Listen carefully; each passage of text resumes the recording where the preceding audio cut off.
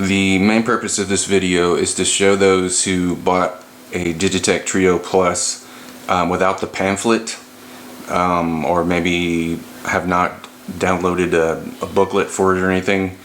There are two effect styles available for each genre of music. So you've got this, when you select a certain music like this, in this case I'm going to just put it on country and hit that. So when you strum, it's going to give some type of an effect. And then if you hit it again, it'll be red and it'll be a little bit, typically more intense. Whatever the first effect is, it's more intense. So that one gives you a nice little slap back kind of thing for some country picking. And then let's go with rock this time. Rock will give you a little bit of a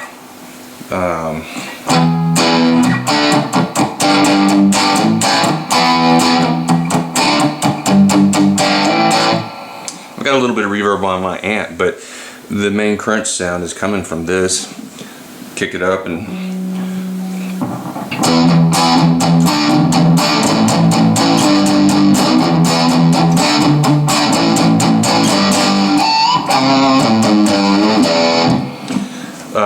so it's got some kick to it. I mean, if you like switch it to metal, it's even more. Let's drop it down to the beat.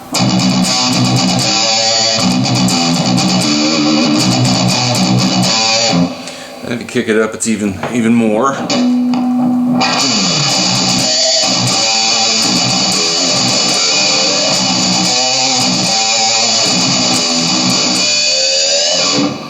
And that's just with this effect. And it's got some killer growl. I mean, I'm playing through a Roland Cube amp, so it's, you know, it's a good amp too. But the main thing is it's coming from this. So a lot of people don't realize that it has those effects. They just only use what they've already got as far as some type of overdrive or something. The purpose of knowing about that too is if you got an amp that does have reverb but doesn't have an overdrive, you can take this and use it as your overdrive and lead pedal, and you can use the looper and such.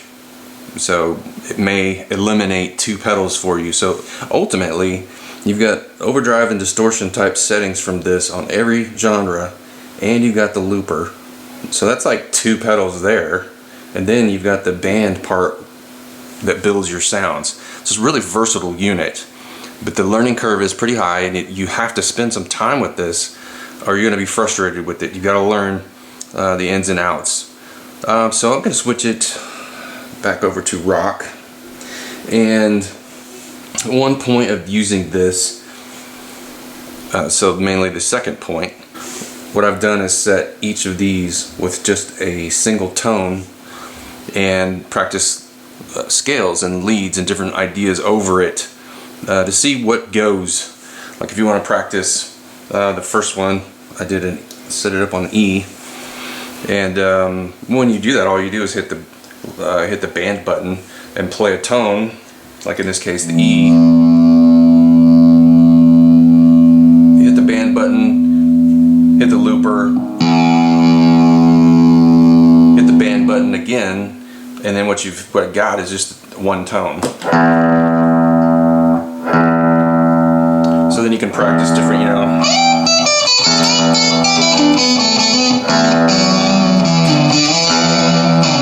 Or you would just whatever.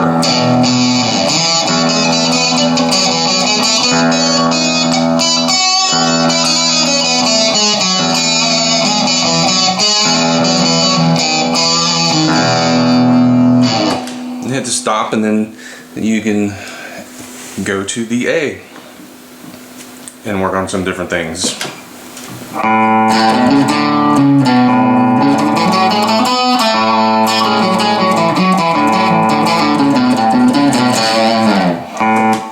And then so forth and so on. And if you want to actually make it into where you don't have to switch it, you can actually select your sequence button. This is just like building a song.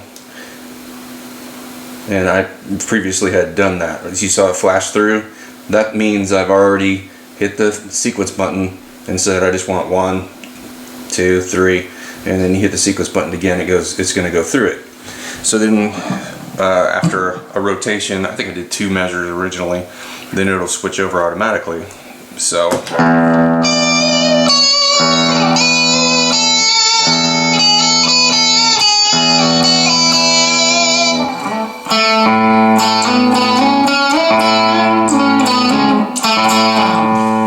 now there was a pause. The only reason why I did that is because I was using my finger to start it originally when I recorded this and not my foot. So I've ended up with this little pause where I'm not strumming it.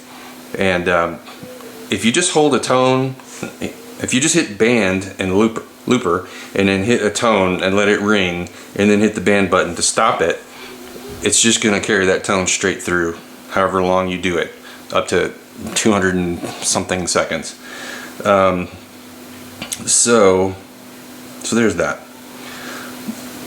The third thing that I wanted to demonstrate with this is that if you are practicing a part that is too hard for you to do, I think I recorded one over here, like your lead is, you're struggling with the lead part or something, you can actually, let's check this. Yeah. Okay, so I've got this generic little thing going. You can actually slow it down so you can learn the lead as you get it better. You speed it up, speed it up, speed it up to normal time. And then of course it's very good actually to go past your actual need, so then when you go back to the real tempo it's even easier. Okay, so say I'm having trouble playing something here, like I want to play it more right on tempo with it and not like just out there.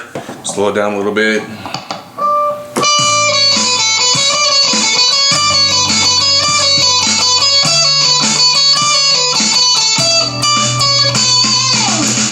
Until I get it better, and then I can go to original tempo.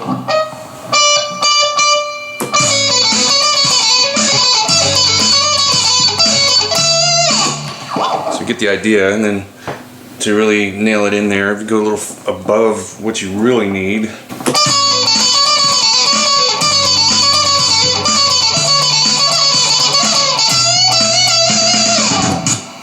So anyway, you get the idea. You can speed it up and slow it down and learn your part better. And then when you go to the gig, you got it all locked in. So there's 3 different ways you can use the Trio besides just making a song.